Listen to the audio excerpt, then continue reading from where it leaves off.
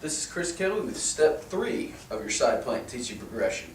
Now when dealing with the side plank, often, again, the shoulder becomes the weakest link, alright? So many times, when the client's doing the side plank, no matter what we do on the floor, they're going to feel it in their shoulder, and that's, due to a number of reasons. One of the things that we found, though, that can clean that up is simply regressing the angle. Much like we do with a push-up, where we sort of start at a higher angle like a chair and progress to the floor, we can regress at holding in a side plank to kind of get the same effect. So we're bearing less of the body weight, but by the same token, this helps us to really facilitate a better result with the abdominal brace. All right. So if the client is not able to perform the side plank on the floor, what I'm going to simply do is move them up to a box. All right. I'm going to just ask them to just hold in this position, really press down to the ground and brace. All right, and just keep the chest up. All right. So really the main cue here for somebody that is feeling their shoulder, we want to coach them to keep the shoulder blade down and back, no shrugging the shoulders, stick the chest out, everything should be straight, looking straight ahead.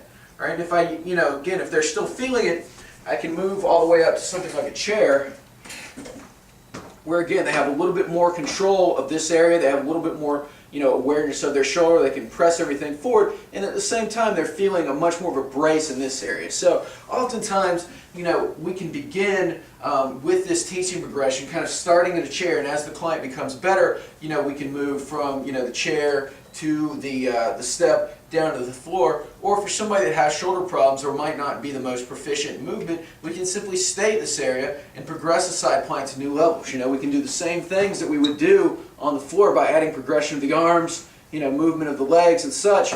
And again, it's just sort of a teaching tool. So, again, the kind of the higher we go, even up to a table, the less body weight is being borne by the shoulder, and the more we can accentuate the training effect and sort of coach the client in an unweighted environment. So that's kind of a better way to coach the side plank and to progress it to the floor if necessary, or to just utilize the side plank with clients that have problems with their shoulders.